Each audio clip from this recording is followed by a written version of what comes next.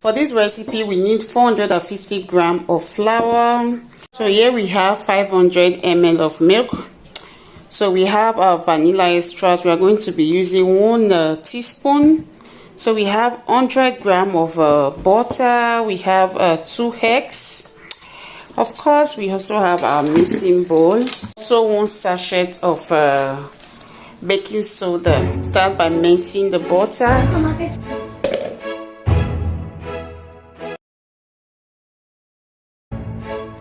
Vanilla extract.